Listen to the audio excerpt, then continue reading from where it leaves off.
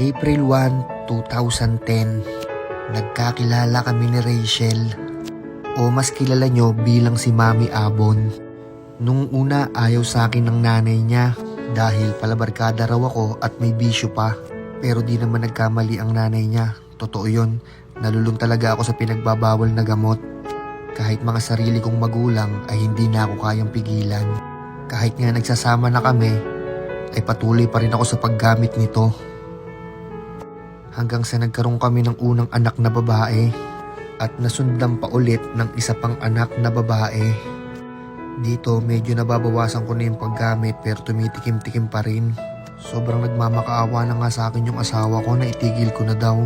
Halos gabi-gabi siyang umiiyak dahil nga daw puro babae yung mga anak namin. Wala na nga daw akong trabaho tapos nakasandal pa sa magulang.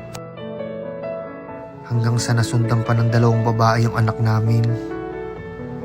Dito bigla akong napaisip. Hanggang dito na lang ba ako? Paano nang kinabukasan nila? Paano na yung asawa ko na ginawa yung lahat para magbago ako? Dito inumpisahan ko ng magbago at inumpisahan ko sa sarili ko. Pinakita ko talaga sa kanila na nagbabago ako.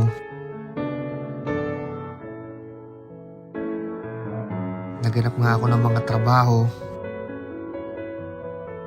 para mabuhay at mapag-aral ng mga anak ko. Tapos pinasok na rin namin yung pagbablog.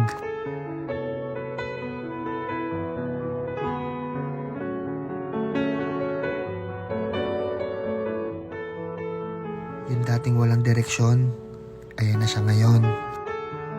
Lahat naman ng taong may kanya-kanyang istorya.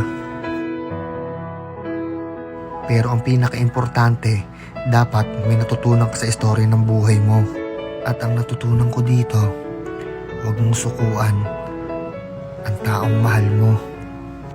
Dahil hindi natin alam kung sinusubukan lang tayo, kung gaano tayo katatag.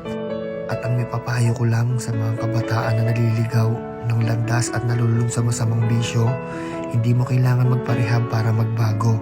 Ang kailangan mo isang taong tunay na nagmamahal sa'yo. April 1, 2010, nagkakilala kami ni Rachel o mas kilala nyo bilang si Mami Abon.